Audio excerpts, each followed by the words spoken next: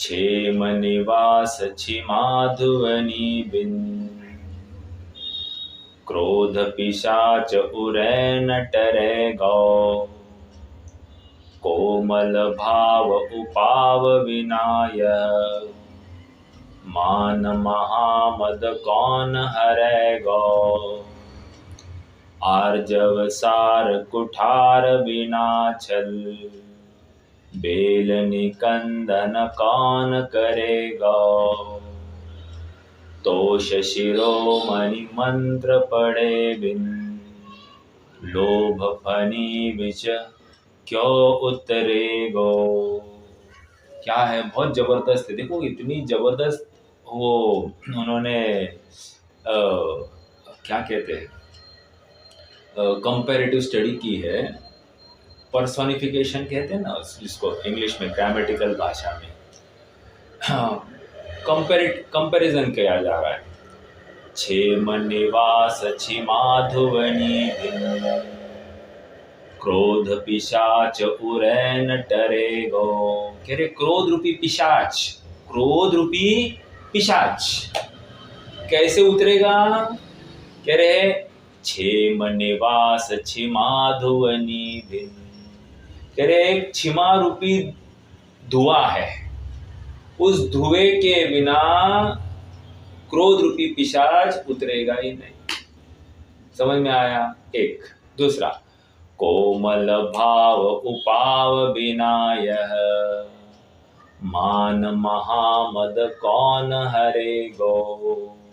कोमल भाव, मृदुर भाव आर्जव है ना, सॉरी बराबर है ना, मार्दव। मृदुर भाव मार्दव और सरल भाव आर्जव, राइट। तो कह रहे हैं कि कोमल भाव के बिना मान कषाय उतर नहीं सकती। मैं घटित करके बताऊंगा आपको सब कुछ आगे।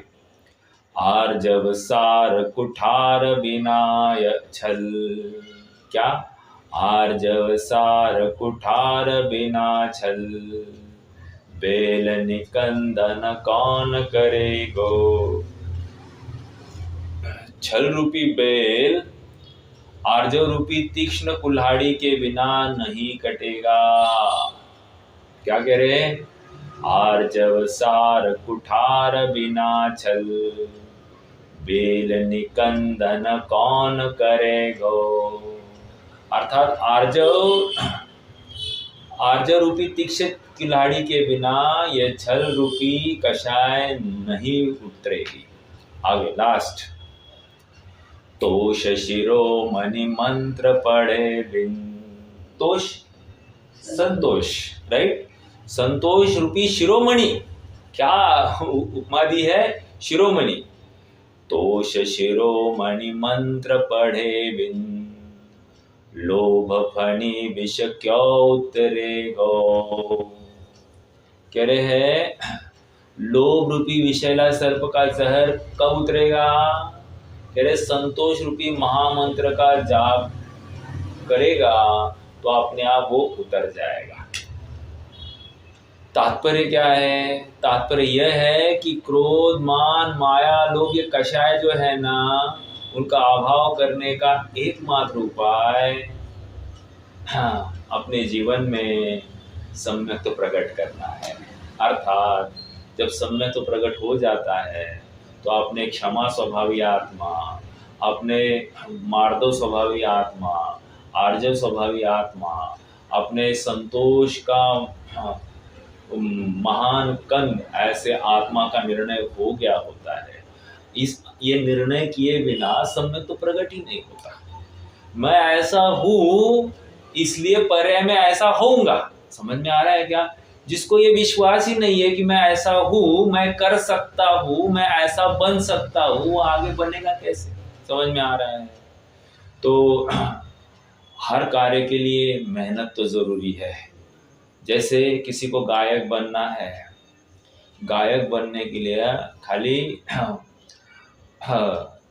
उचल्ली जीभ लावली टाळूला ऐसा नहीं चलता है।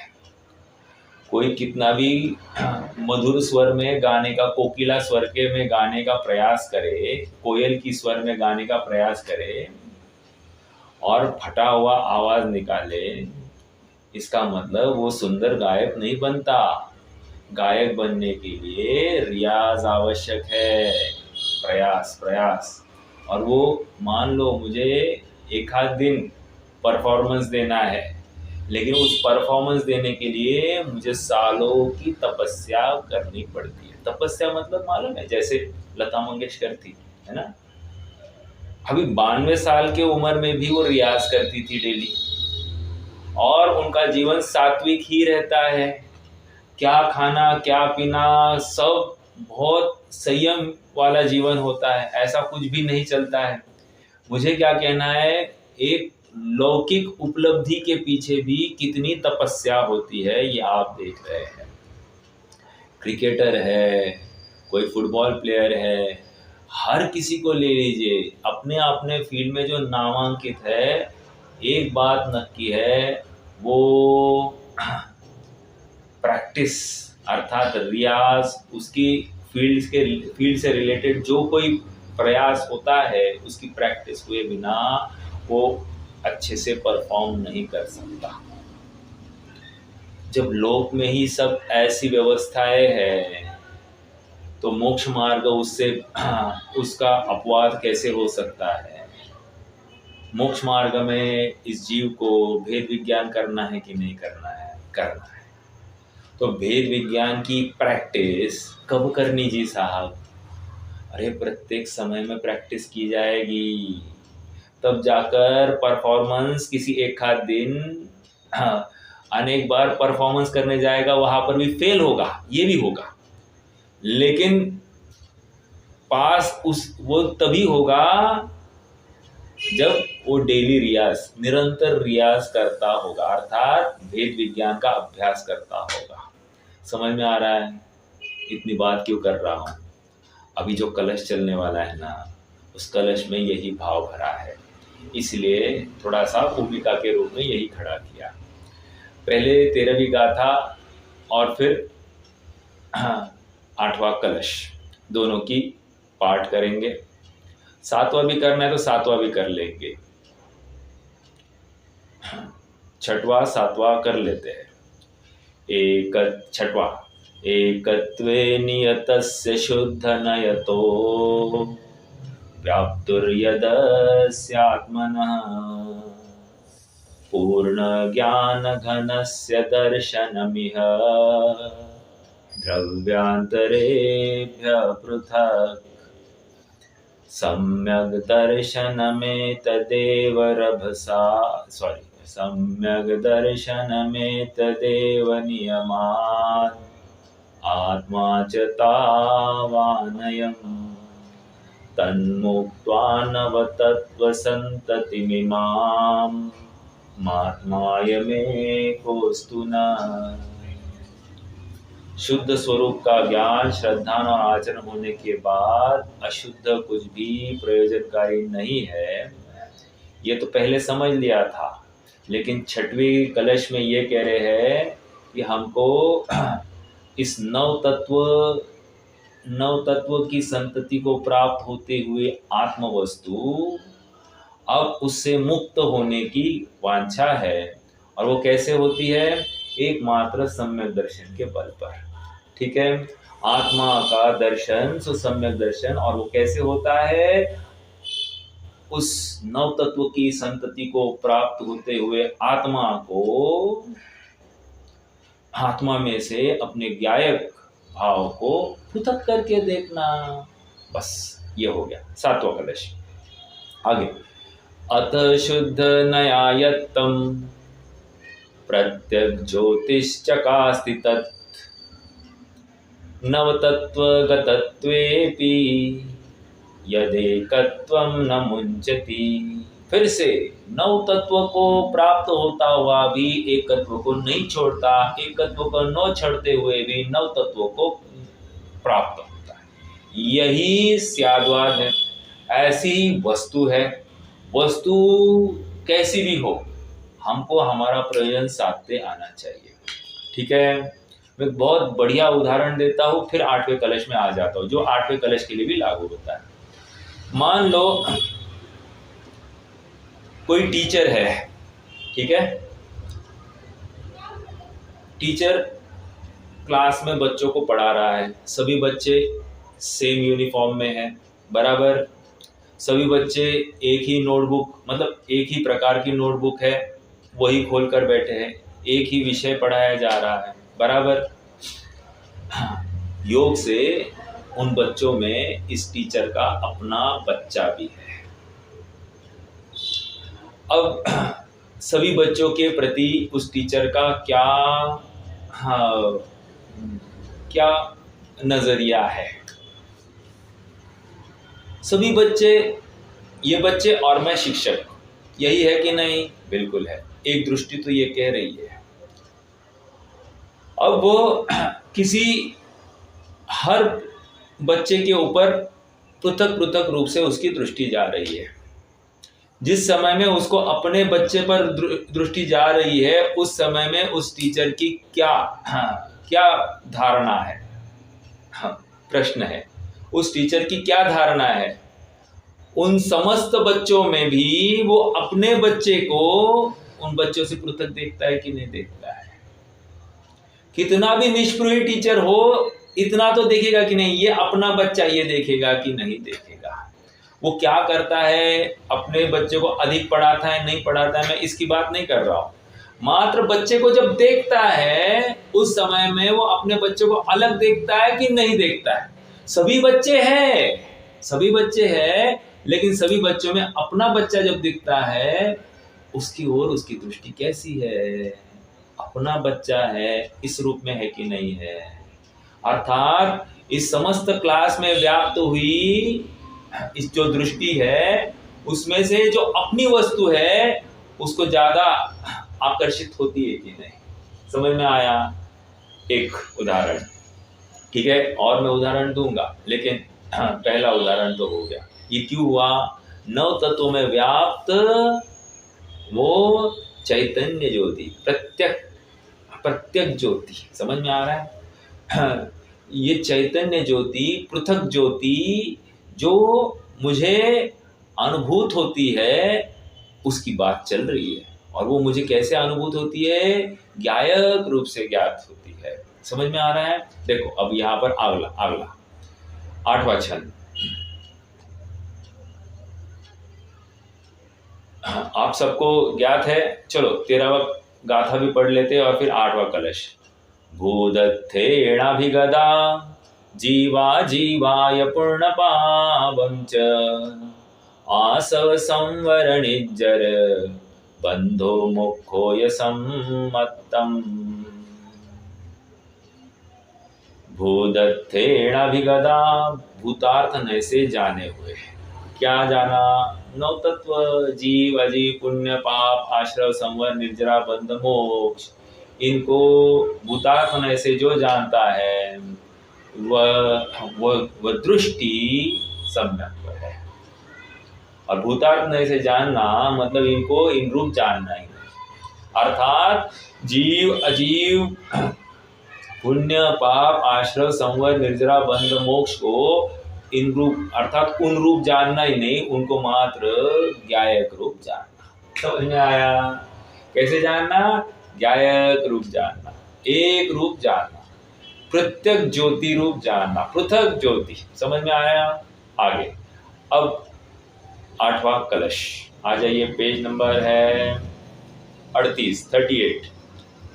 जबरदस्त कलश है, बहुत शांति से इसका अपना आनंद लेंगे।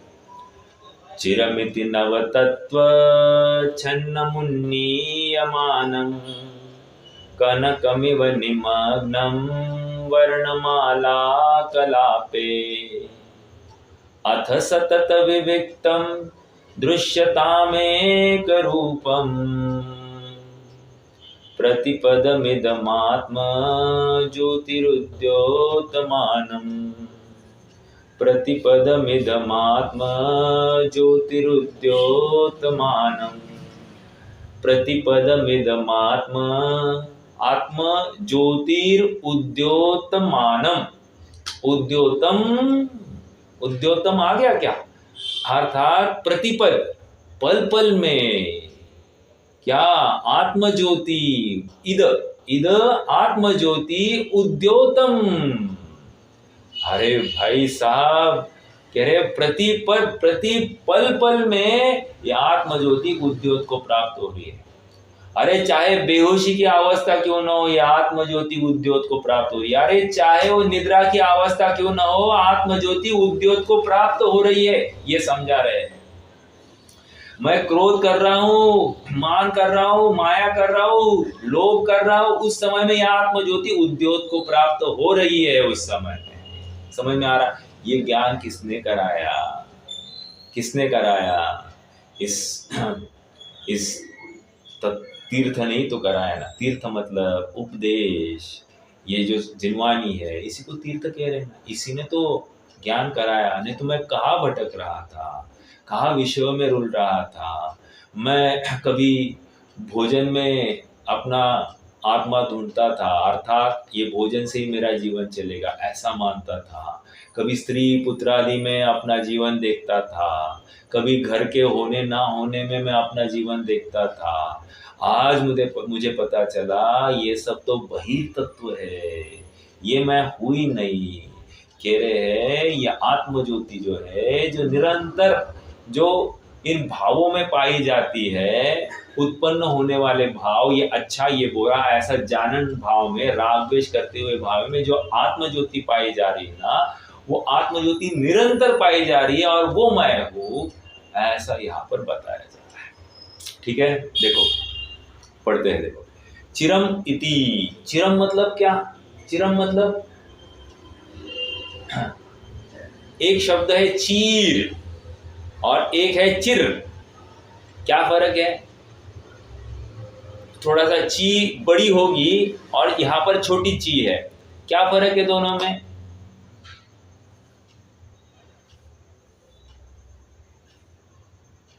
नहीं बता सकते कोई?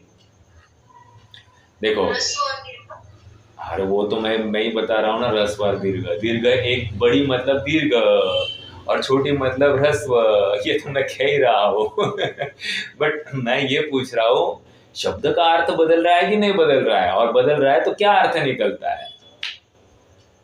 यानी अनंत काल और छोटा चीर यानी वो छोटे काल। नहीं, आप गलत कह रहे हैं। ऐसा देखो, यहाँ पर अभी जो चिर आया है ना, पहला छोटा चिर, छोटा चिर मतलब अनंत काल से।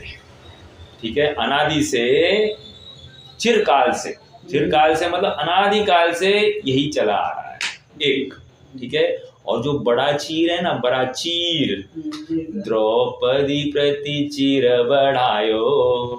क्या है वहां पर? चीर मतलब हाँ, वस्त्र, कपड़ा। तो उस चीर का अर्थ कपड़ा है। अभी देखो, खाली छोटी ची और बड़ी ची में कितना फर्क हो गया।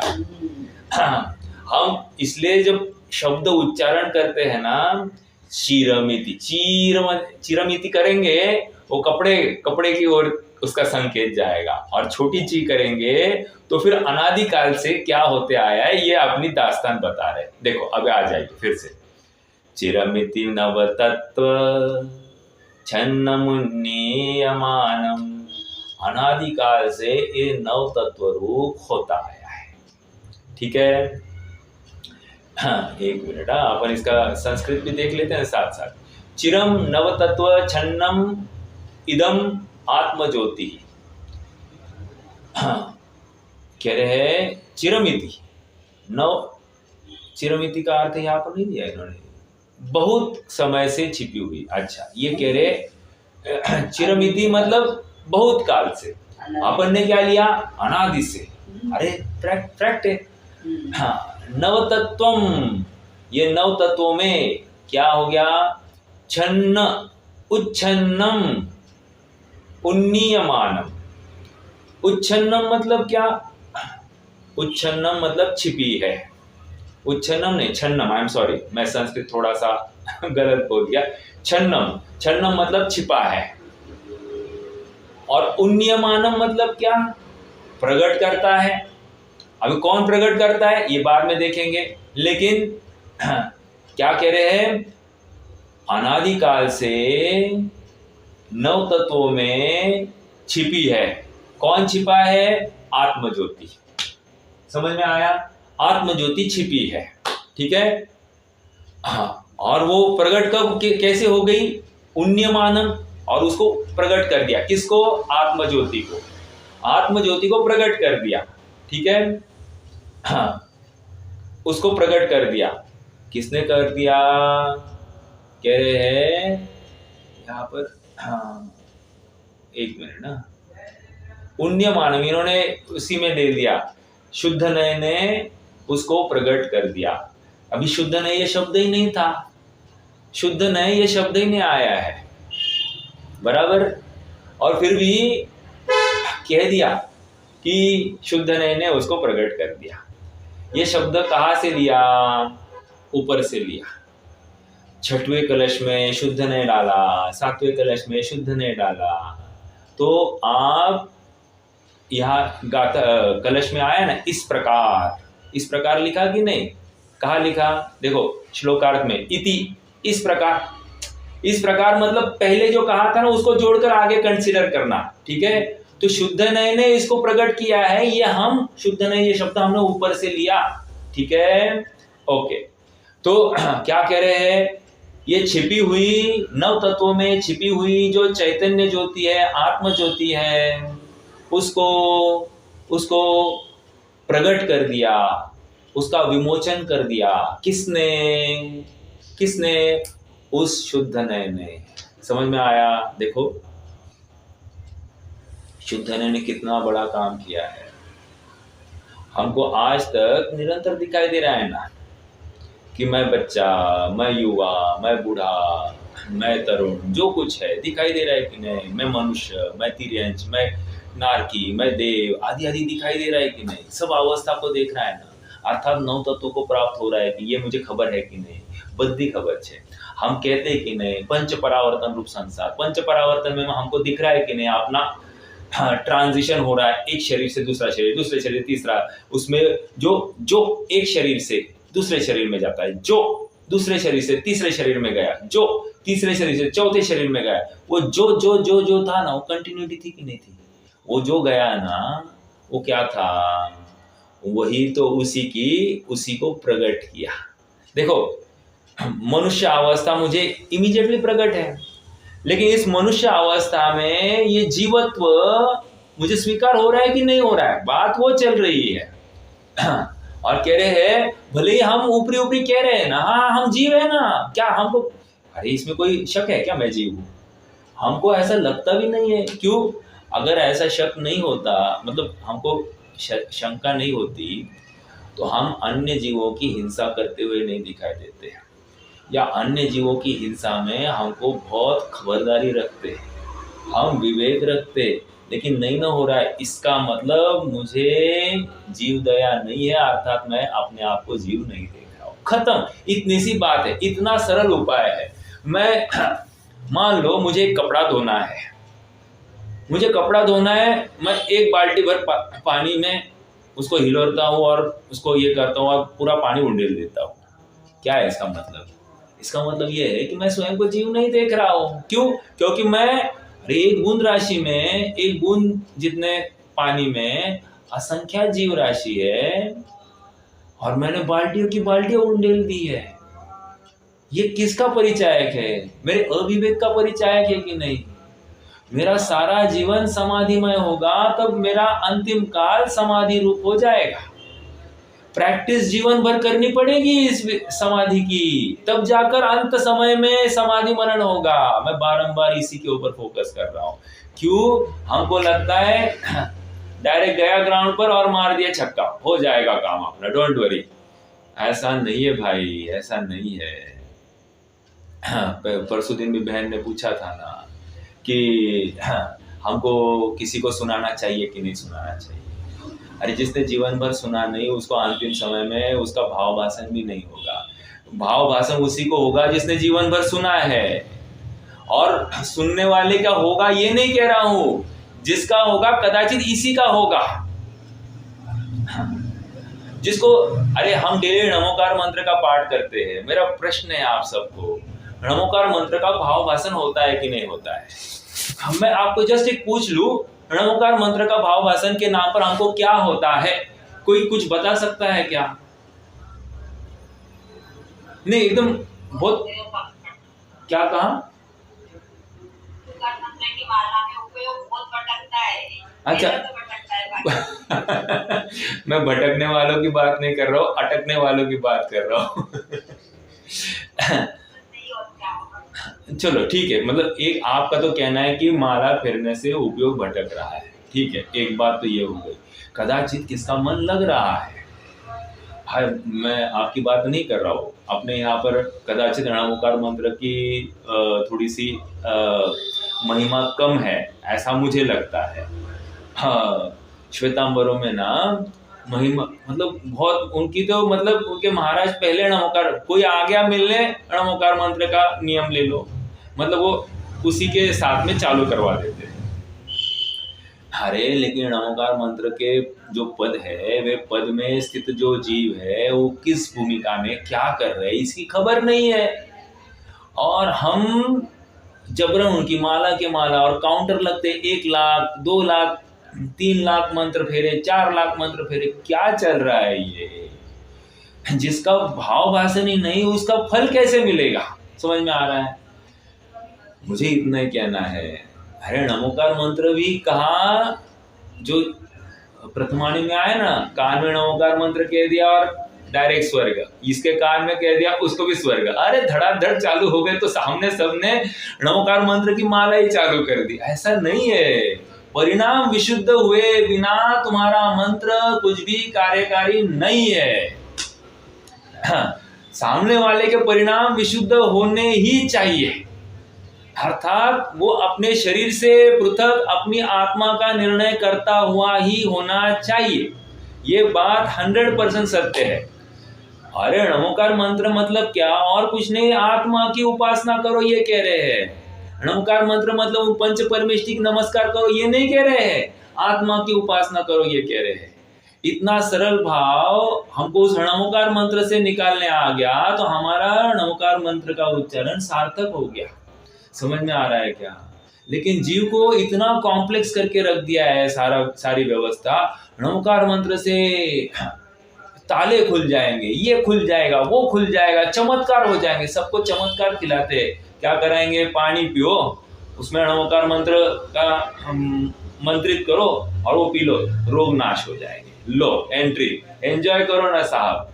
अरे रोग इस शरीर में हुआ ही नहीं है ना, लोगस्य का पाठ है ना, वहां पर क्या कहा कि मुझ में वो रोग है ही नहीं, आरोग्य बोधि लाभ। अभी वहां पर भी अर्थ क्या किया? आरोग्य रूपी बोधि की लाभ का लाभ हो, तो आरोग्य रूपी बोधि का लाभ हो मतलब क्या? कह रहे आरोग्य रूपी बोधि मतलब वो रत्नत्रय रूपी बोधि थी। बोधि है ना, बोधि रत्नत्रय ज्ञान का परिचायक था। और हमने किसके साथ, मतलब जितने जनों ने लोगस्य का पाठ करने के लिए कह दिया ना, उन्होंने उसको जोड़ा तुम्हारे शारीरिक स्वास्थ्य के साथ में। कितना बड़ा अन्याय किया है उस मंत्र के साथ में, हर चीज को ऐसे ही शरीर के साथ जोड़ दिया और आत्मा तो गायब हो गया। समझ में आया? और लोगों को यही चाहिए, शरीर ठीक चाहिए, शरीर ठीक चाहिए, शरीर ठीक चाहिए। अरे लेकिन आत्मिक परिणाम को ठीक करने का कौन प्रयास करेगा? समझ में आ रहा है? बहुत गंभीरता से लेना। और इसीलिए कह रहे वो छिपी है, वो आत्म ज्योति छिपी है इन 9 तत्वों में, क्योंकि देख ही नहीं रहा है ना साहब। हर प्रत्येक समय में प्रकट है, व्यक्त है, लेकिन ये देख नहीं रहा है। ओके, हाँ देखो उन्नीयमानम, अब देखो उदाहरण दे रहे, उदाहरण जबरदस्त है। कल भी मैंने थोड़ा सा अंत में समझाया, अभी फिर से एक बार रखता हूं। वर्णमाला कलापे निमग्नम कनकम इव, क्या है इसका अर्थ? वर्णमाला मतलब क्या?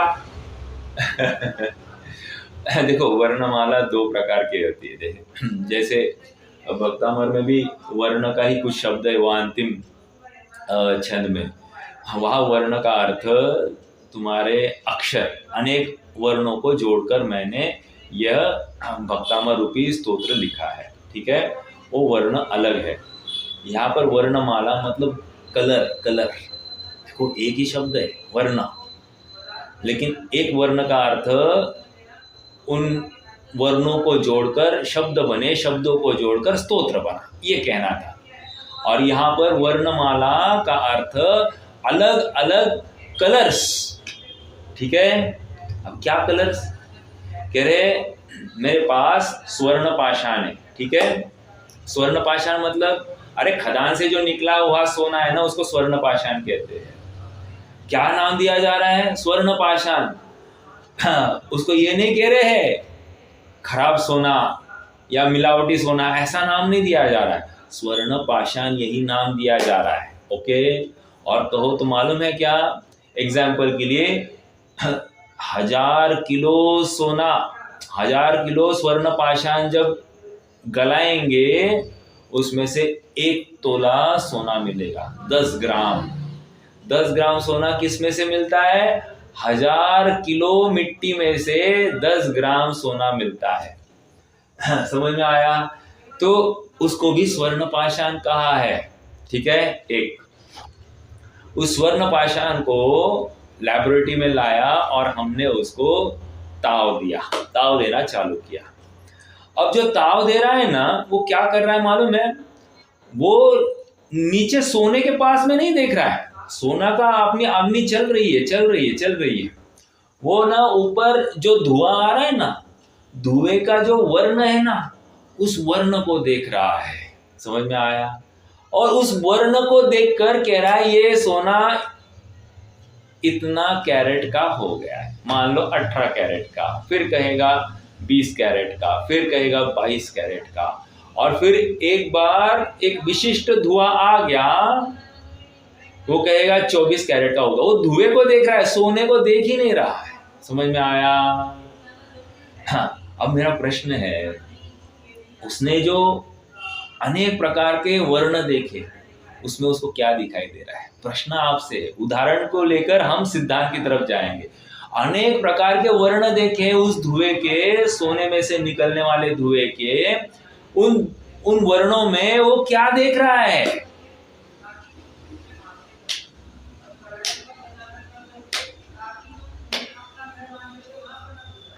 बोलिए।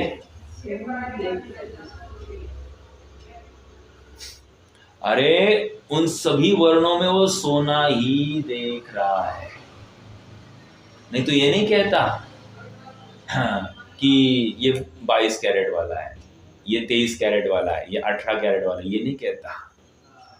और जब 24 वाला आया तो ताव देना बंद कर दिया।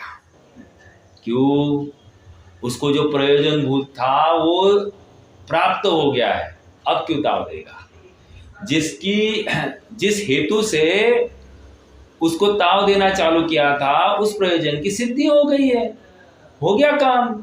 उसी प्रकार मुझे अब अभ्यास करना है कि इस पर्टिकुलर परिणाम में आत्मा है कि नहीं है, राइट।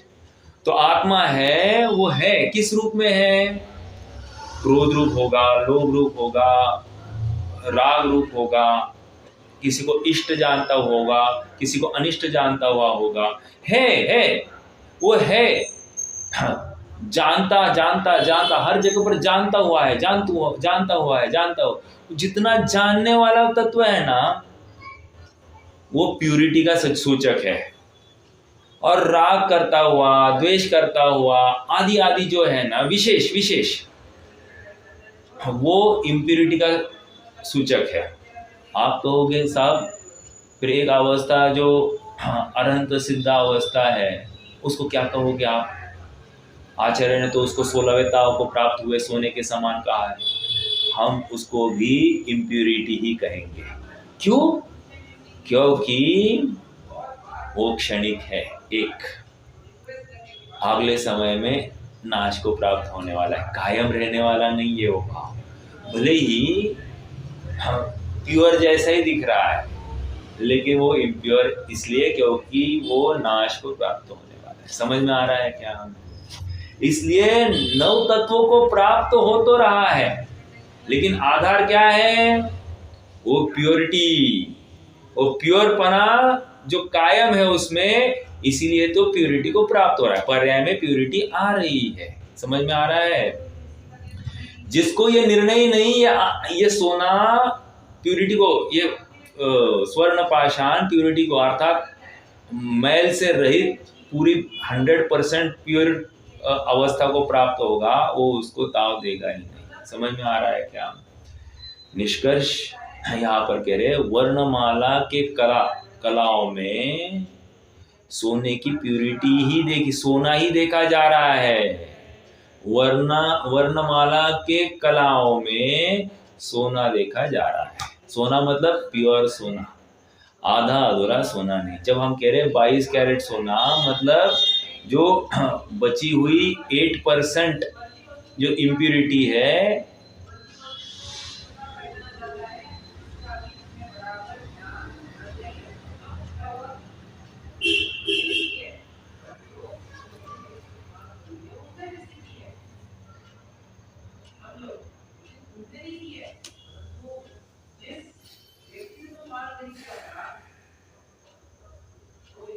हाँ जी, बात क्या चल रही थी? 22 कैरेट का बोल रहे हैं अपन, राइट? 22 कैरेट सोने में भी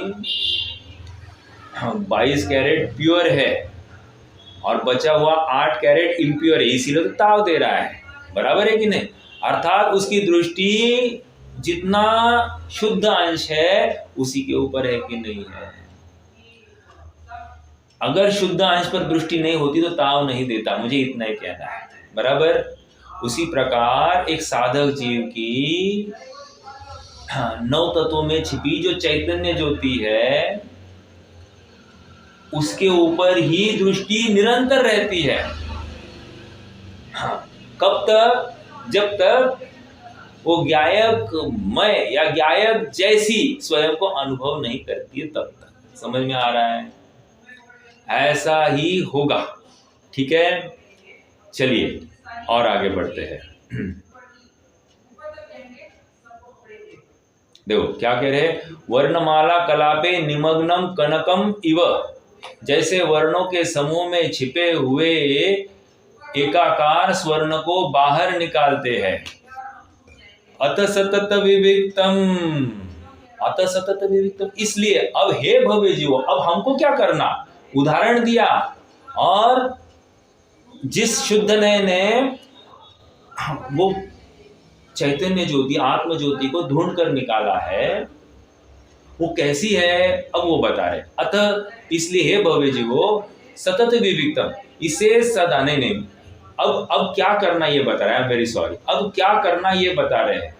अथ अब हे भाइयों, हे भव्य जीवो, क्या करो? सतत विविक्तम, इसे सदा अन्य द्रव्यों से तथा उनसे होने वाले नैमित्तिक भावों से भिन्न देखो। क्या कह रहे हैं? अन्य द्रव्यों से भिन्न देखो, और अन्य द्रव्यों के निमित्त से मुझ में उत्पन्न होने वाले जो भाव है, संयोग और संयोगी भाव, इनसे भिन्न देखो। अथ सतत विविक्तम दृश्यतामेक रूपम, दृश्यता मतलब देखो, दृश्यताम एक रूपम, एक रूप ही देखो। बनारसीदास जी इधर क्या कहेंगे? एक देखिए जानिए रमी रहिए कठोर, समल अमल न विचारिए, ये शुद्धि नहीं और ये सिद्धि नहीं, और अन्य प्रकार से सिद्ध होगा ही नहीं। समझ में आया? एक देखिए जानिए, अरे एक देखो, इन 9 तत्वों में व्याप्त होता हुआ एक दिखाई देना चाहिए। समझ में आ रहा है? एक एग्जाम्पल और देता हूं, और एग्जाम्पल देखो। किसी के शादी का एल्बम है, ठीक है? वो एल्बम अभी देखना चाहिए, नहीं देखना चाहिए, एल्बम बनाने चाहिए, नहीं बनाने चाहिए, ये सब बातें बाहर की है। सचमुच बनाया नहीं जाना चाहिए। Album is waste of money, और पापों की निरंतर हम उसको स्मरण में लाकर हमारी पापों की यादों को ताज़ा करते हैं और उसमें ही रमते हैं, अनुमोदना करते हैं उस पाप की, जबकि वो पाप की अनुमोदना शक्य नहीं है इस मार्ग में। हाँ, चलो, एल्बम है। उस एल्बम में हम जो पलटते हैं, जो एक एक पन्ना पलट रहे हैं, उसमें हम क्या देख रहे हैं? हम पहले अपने आप को देख रहे हैं। हम जहाँ पर है अभी समूह में 10-12 जन का फोटो है। 10-12 जन के फोटो में हम क्या देख रहे हैं? 10-12 जन के फोटो में हम अपने आप को मुख्य कर रहे हैं, बाकी सब गौण हुए हैं। समझ में आ रहा है क्या? अर्थात एक अपनी वस्तु को मुख्य किया जा रहा है कि नहीं? उसी प्रकार यहाँ 9 तत्वों के फोटोज है, ठीक है? 9 तत्वों की फोटो में एक फोटो सब में कॉमन है, उसको देखने की बात कर रहे हैं। समझ में आया? उदाहरण और सिद्धांत थोड़ा सा हटके है, अलग है, लेकिन मुद्दे की बात समझिए। 9 तत्व है, 9 तत्वों की फोटो है, 9 तत्वों के फोटो में एक कॉमन चीज निकालती है और वो कॉमन चीज होती है वो आत्मज्योति। समझ में आ रहा है क्या? वो हर अवस्था में कायम है, वैसी की वैसी है, कुछ भी फर्क नहीं हुआ है। अत सतत विविक्तम। विविक्तम मतलब क्या? पर द्रव्य और उनके भावों से विविक्त। विविक्त कहकर भिन्न ही है। आज तक पर द्रव्य रूप हुआ नहीं और पर द्रव्य के भाव रूप हुआ नहीं। मैं ऐसे ही कल चल रहा था, मैं ऐसे ही विचार कर रहा था, ये घर अपना हो तो क्या होगा? अरे अपना विचार करने से अपना थोड़ी होता है। समझ में आ रहा है क्या? क्यों? क्योंकि ये एक तो पुद्गल की चीज है, एक। दूसरी बात, मान लो ये मेरा घर नहीं, किसी और का घर है और मैं कहूँ कि ये घर मेरा हो गया तो अच्छा हो जाएगा, ऐसा कहूँ तो क्या तकलीफ है? कह रहे हैं तुझे योग्य कीमत अदा करनी पड़ेगी, तब जाकर वो सामने वाला व्यवहार से रजिस्ट्री तुम्हारे नाम पर करेगा। एक बात ये है। दूसरी बात ये है, भले ही ये मेरे नाम पर व्यवहार से उसकी रजिस्ट्री हो गई, लेकिन ये कभी मुजरूप हो नहीं सकता। तो इसको लेकर जो मेरे इष्ट अनिष्ट भाव है, अच्छे बुरे के भाव है, राग द्वेष करने वाले भाव है, वे अकार्यकारी निरर्थक है। समझ में आ रहा है? क्यों? क्योंकि मेरा ज्ञायक तत्व, मेरी आत्म ज्योति उस घर या उस घर के भाव रूप होती है। हाँ, लोग अपना जीवन खत्म कर देते हैं, हाँ, बंगले खड़े करने में। जीवन खत्म कर देते मतलब 2-4 साल तो निपट ही जाते हैं, आराम से निपट जाते हैं। इसलिए डॉक्टर साहब हमेशा कहते थे, कभी भी घर खरीदना है तो बना बनाया घर ले लेना, बनाने के चक्कर में मत पड़ना, ठीक है? मुद्दे की बात आ जाइए। बात इतनी है कि मैं पर पदार्थ संयोग और उनके भाव रूप मेरा ये ज्ञायक होता ही नहीं है। वे भाव सचमुच मुझ में उत्पन्न हुए थे, मेरी आत्म प्रदेश में हुए हैं, लेकिन यहाँ पर कह रहे वो ज्ञायक जो है ना, उन भाव रूप भी नहीं होता है। हाँ, जब कह रहे हैं ये विकारी भाव रूप नहीं होता है, तो सुनो, वीतरागी भाव रूप भी वो ज्ञायक होता नहीं है। ये समझने की बात है। हमको लगता है वीतरागी भाव रूप तो होना चाहिए था ना, फिर शास्त्रों में ही कहा है ना, वीतराग भाव रूप परिणमित या आत्मा ही होता है। वो जो कहा है उसकी विवक्षा अलग है, हम बताएंगे तुम्हें, जब समय आएगा वो भी बताएंगे। अभी क्या समझना है? अभी इतना ही समझना है कि यह ज्ञायक, यह समय सार, ये द्रव्य कर्म, नौ कर्म, भाव कर्म से रहित है। छिन्मात्र ज्योति जो है, ये एकत्व विभक्त आत्मा जो है, ये अपनी पर्याय रूप भी होता नहीं है। पर्याय में व्याप्त तो होगा, लेकिन पर्याय रूप नहीं होगा। वो अपनी आइडेंटिटी को मिलाएगा नहीं। समझ में आया? पर्याय चाहे तो इसकी ओर दृष्टि करे और अपने को ज्ञायक रूप अनुभव करे, ये अलग बात। लेकिन ज्ञाय कभी भी पर्याय के प्रति मेरी दृष्टि करो, मेरी दृष्टि करो, करो बेटा करो, थोड़ा सा अच्छा होगा तुम्हारा, ऐसा बिल्कुल नहीं कहता। उसको जरूरत ही नहीं है। पर्याय मेरी देखे या मुझे देखे या पर को देखे, कुछ फर्क नहीं पड़ रहा है इस गायक को। समझ में आ रहा है? ये ऐसा गायक है, अप्रभावी तत्व है, अपरिणामी, वो प्रभावित होता ही नहीं है। किससे प्रभावित नहीं होता है? कि अरे अग्नि से प्रभावित नहीं होता, क्रोध से प्रभावित नहीं होता है, द्वेष से प्रभावित नहीं होता है, पानी से प्रभावित नहीं होता है। ये इसको रौंदा जाए, पीसा जाए, कुछ भी किया जाए, उससे प्रभावित नहीं होता। समझ में आ रहा है क्या? एक उदाहरण देता हूँ। उदाहरण ऐसा है, हमने कार्टून्स देखे ही होंगे, हम नहीं देखते तो अपने बच्चे तो देखते ही होंगे। हाँ, तो बच्चे जो Tom and Jerry, Donald duck जो कुछ होते हैं, वे कार्टून्स में क्या होता है कि वो मिकी माउस जो कुछ है, वो उसके ऊपर से गाड़ी चली जाती है।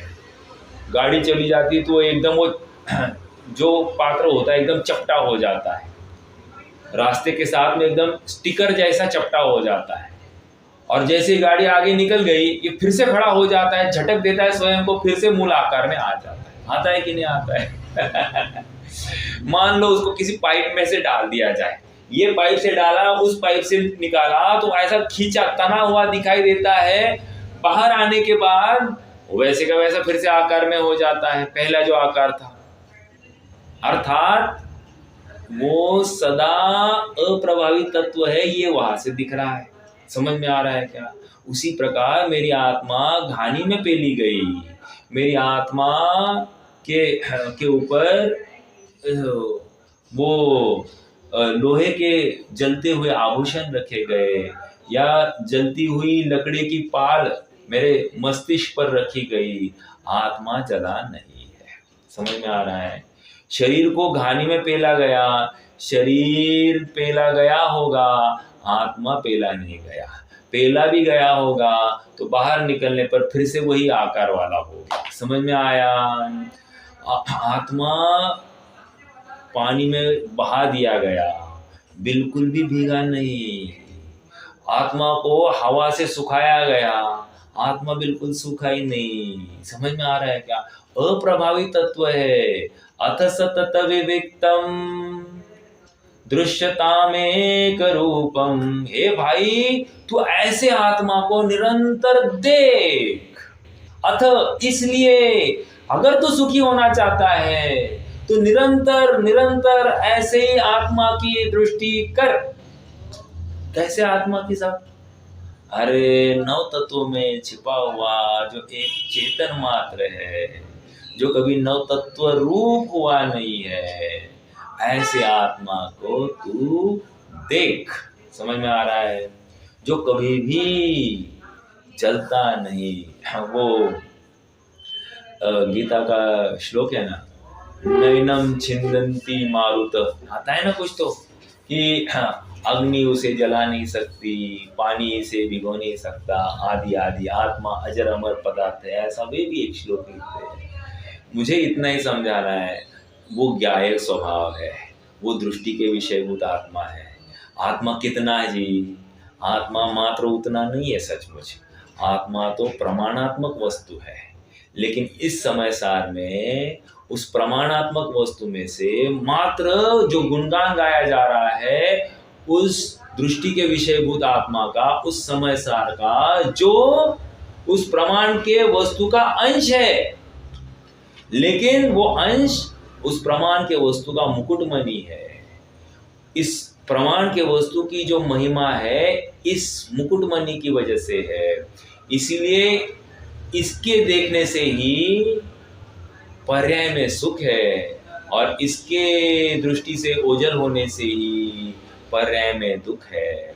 ये ऐसी बात है ना, हाँ, राई की ओट में पहाड़ है, मतलब क्या? कोई बताएगा? राई की ओट में पहाड़,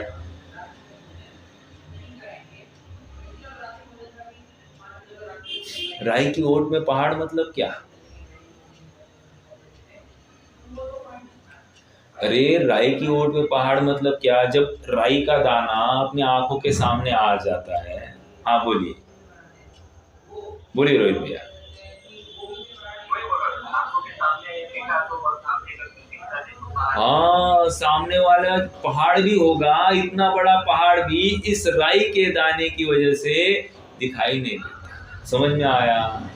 उसी प्रकार कह रहे हैं ये एक समय की जो पर्याय है ना, वो पर्याय के ऊपर दृष्टि करने से ये पहाड़ जितना आत्मा अर्थात वो त्रिकाली वो दिखाई नहीं दे रहा है, ओझल हो जाता है। आत्मा वहीं पे है लेकिन देख नहीं पा रहा है, क्योंकि उसने राई समान उस पर्याय को पकड़ा है। अरे त्रिकाली को पकड़ के तो देख, वो राई समान पर्याय गायब हो जाएगी, वो भी खुश हो जाएगी, वो भी निहाल हो जाएगी। गायब हो जाएगी मतलब निहाल हो जाएगी। समझ में आ रहा है क्या? विचारणीय बिंदु है। जैसे और एक बादल आए हैं, ठीक है। उन बादलों ने क्या किया है? सूर्य होते हुए सूर्य को आच्छादित किया है क्या? अभी थोड़े दिन पहले सूर्य ग्रहण हुआ कि नहीं हुआ? क्या हुआ था? अंग्रेजी अपेक्षा क्या है, ज्योग्राफी की अपेक्षा, कि सूर्य और पृथ्वी के बीच में चंद्रमा आ जाता है, ऐसा कहते हैं कि नहीं? अपने यहाँ पर क्या आता है, सूर्य को के बीच में राहु आ जाता है। राहु आने से क्या हो गया? सूर्य पृथ्वी और के बीच में राहु आ गया, और राहु आने से अब क्या हो गया?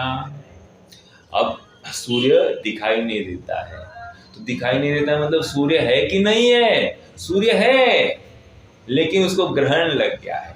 उसी प्रकार इस पर्याय, इस आत्मा में और जो सम्यक्त्व है इसके बीच में आड़ कौन आ रहा है? वो पर्याय है। जैसे मैं श्रीपाद, ये मनुष्य पर्याय आ रही है आड़। मैं जब तक अपने आप को मनुष्य देख रहा हूँ, जब तक आपको पुरुष देख रहा हूँ, जब तक आप अपने आप को विद्वान देख रहा हो, जब तक अपने आप को पिता, बेटा, पति के रूप में देख रहा हो, तब तक मेरा ज्ञायक आत्मा ओझल हो रहा है। इसलिए कह रहे हैं इन पर्याय को कर दो गौण, और अथ सतत विविक्तम, निरंतर इन पर्याय से पृथक अपने एक ज्ञायक आत्मा को देखो। जैसे ही देखोगे आनंद की हिलोर आएगी। समझ में आ रहा है? प्रारंभिक भूमिका में मात्र विकल्पात्मक अभ्यास चलता है, बारंबार। जैसे मैं अभी स्वाध्याय कर रहा हूँ, स्वाध्याय करते हुए जो बोलने का भाव हो रहा है उसमें मैं मतलब वो ज्ञायक क्या कर रहा है? जान रहा है, देख रहा है। समझ में आया? मात्र जानन देखन चल रहा है। मैं इन शब्दों का स्वामी नहीं, ऐसा स्ट्रॉन्ग विश्वास इस पर्याय में अगर हो जाता है, स्वीकार हो जाता है विकल्पात्मक, तो भी बहुत बड़ा काम हुआ है। अपनी गलती हो गई है ये स्वीकार करने में कभी शर्म नहीं लगनी चाहिए। समझ में आ रहा है? जब जागो तब सवेरा। आज मैं अपनी गलती को स्वीकार नहीं कर रहा हूँ, इसका मतलब क्या? इसका मतलब मैं भविष्य में भी अपनी गलती को स्वीकार नहीं करूँगा। जिसे आज अपना स्वीकार हो गया है, गलती का एहसास हो गया है, वही तो सुधार का यत्न करेगा। आज तक मैंने अपराध किया है, ये जिसे स्वीकार हुआ है वही तो अपराध के अभाव का निर्णय करेगा। ओके, समझ में आ रहा है? आज तक मैं 9 तत्वों में ही आनंद मानता रहा, उसी में व्यस्त रहा, व्यस्त त्रस्त अभ्यस्त रहा, लेकिन मैंने अपने एक ज्ञायक भाव को पृथक करके अनुभवा नहीं। समझ में आ रहा है? वो कहाँ था? वहीं पे था। समझ में आया? जहाँ अनेक पना था वहीं पर एक पना भी था। हमारा काम था कि हमको किसको चूज करना, और हमने चयन गलत का ही किया है, इसलिए हर बार एग्जाम में हम फेल हो गए। समझ में आ रहा है क्या? प्रत्येक समय में इस पर्याय ने अवसर दिया और हर समय में हमने अवसर को तिलांजलि लगा दी। ठीक है, आइए आइए आगे बढ़ते हैं। अथ सतत विविक्तम दृश्यतामेक रूपम प्रतिपदमिदमात्म ज्योतिरुद्योतमानम। पृथक देखकर क्या करना, क्या करना? प्रतिपद, प्रतिपद मतलब प्रत्येक पद, पद मतलब प्रत्येक पर्याय में इदम आत्मा, यह आत्म ज्योति उद्योत रूप है, ऐसा देखो। समझ में आया क्या दिया यहाँ पर? प्रतिपदम उद्योतमानम, यह आत्म ज्योति पद पद पर अर्थात प्रत्येक पर्याय में एक रूप चित चमत्कार मात्र उद्योतमान, अर्थात ऐसी ही ये उद्योत रूप ही है। प्रत्येक पर्याय में ये ऐसी ही उद्योत रूप है। एक समय के लिए इसका उद्योत, इसका प्रकाश अस्त को प्राप्त नहीं हुआ। एक बहुत अच्छी बात सुनी उद्योत ये शब्द के ऊपर। हम डेली, हम मतलब बाह्य जगत में उगते हुए सूर्य की महिमा है या अस्त होते हुए सूर्य की महिमा है? बोलिए, किसकी महिमा है? वेरी ऑनेस्ट, उगते हुए सूर्य की। बराबर है कि नहीं? है कि नहीं? उद्योत को प्राप्त होते सूर्य की ही महिमा है, अस्त को प्राप्त होते सूर्य की महिमा नहीं है। क्या निकालना है यहाँ से? यहाँ पर भी ये आत्म ज्योति उद्योत को प्राप्त हुई है। वो उद्योत उस शब्द का सूचक था कि प्रकाश को प्राप्त हुई है। हे भाई, हे भव्य, यदि तू सुखी होना चाहता है तो ये उगते हुए चैतन्य ज्योति को, उद्योत को प्राप्त होती हुई इस चैतन्य ज्योति को देख और तू निहाल हो जा। समझ में आया? इसमें तू अपना कार्य कर लेगा, अर्थात अपना निर्णय कर, अपना विश्वास रख। समझ में आ रहा है? समय सार में हमको राग द्वेष से भी परे बताया गया है। समय सार में, समय सार की दृष्टि करना अर्थात मुझे सम्यक दर्शन या मुनि अवस्था या सिद्ध अवस्था, अरहंत अवस्था, इनकी भी अब कोई विचार नहीं है। एकमात्र मेरा ज्ञायक स्वभाव, इतना ही मेरा निर्णय है। मैं कितना, मेरे ज्ञायक स्वभाव जितना। मैं मुनि पर जितना, मैं अरहंत जितना, मैं सिद्ध जितना, ऐसा नहीं कह रहे। मैं मात्र मेरे ज्ञायक स्वभाव जितना। ये जिसको निर्णय हो गया, अर्थात सामान्य वस्तु का जिसने दृष्टि कर दी है, अब इसको विचलित करने में कोई भी अन्य पर पदार्थ समर्थ नहीं है। क्यों? क्योंकि वे अपने से पृथक है, ऑलरेडी देख लिया है। इसलिए बारंबार इसी का अभ्यास चलता है। बहन जी, आप पूछते हैं ना क्या करना, ये यहाँ पर उत्तर दिया, निरंतर अभ्यास करो। अपनी चैतन्य ज्योति को इस मिलावट से पृथक देखने का अभ्यास करो। वो मिलावट ही दिखेगी। जैसे सोना मिला हुआ ही दिख रहा है, लेकिन बार बार कह रहा है ये 22 कैरेट, ये 18 कैरेट है, ये 23 कैरेट है, ये 24 कैरेट है। ये क्यों देख रहा है? क्योंकि वो उसकी दृष्टि मात्र सोने पर है। तो यहाँ पर मात्र ज्ञायक पर हमारी दृष्टि होनी चाहिए। मिला हुआ ही सोना है, लेकिन उसमें दृष्टि ज्ञायक पर है। और देखो, धुएं का उदाहरण दिया है। धुआं देखकर, धुआं मतलब पर्याय है, वो सोने की तरफ नहीं देख रहा है, वो पर्याय की तरफ देख रहा है। पर्याय जो दिखाई दे रही है, उस पर्याय में ही अपना चेतनपना ढूंढना है। और जिसको ऐसा अभ्यास, जो जिसके पास ऐसी कला आ गई, वो निहाल हो गया। समझ में आ रहा है? जग में कला 72। क्या कहा? जग में कला 72, एक जीव की जीविका और दूजी ताको उद्धार। अर्थात जीविका, इस कला के पीछे तो सारी दुनिया लगी है। समझ में आया? अरे जीविका छोड़ो, 7 पुष्टियों की जीविका के पीछे लगे हैं। लेकिन दूसरी जो कह दिया, इस जीव का उद्धार एकमात्र इस मनुष्य पर्याय मात्र स्टेशन से ही होता है। इस स्टेशन, ये ऐसा स्टेशन है जहाँ से 5 रास्ते पंचराहा खुल जाता है। तुम अपने आप को मायाजाई रूप अनुभवो, तुम तिर्यंच में जाओगे। तुम अपने आप को अति लोभी, अति परिग्रही करो, जाओगे नरक में। तुम अपने आप को अल्प आरंभ में, अल्प परिग्रह में जाओ तो वहां पर कदाचित देव होंगे, कदाचित मनुष्य होंगे, लेकिन इन सब का अभाव करते हुए आपने ज्ञायक को देखते रहो तो तुम सिद्ध बनोगे। समझ में आ रहा है क्या? बनना क्या है, चॉइस अपना है। इस चारों गतियों का मुकुटमणि यह मनुष्य पर्याय, इस मनुष्य पर्याय का योग्य उपयोग हम करें, अपने जीवन को, अपने यथार्थ कर्तव्य में हम बिल्कुल भी असावधान न रहे, अपन शीघ्र अतिशीघ्र अपने गंतव्य तक पहुँचे, इसी मंगल भावना के साथ रुकते हैं। कोई प्रश्न है तो कर सकते हैं, नहीं तो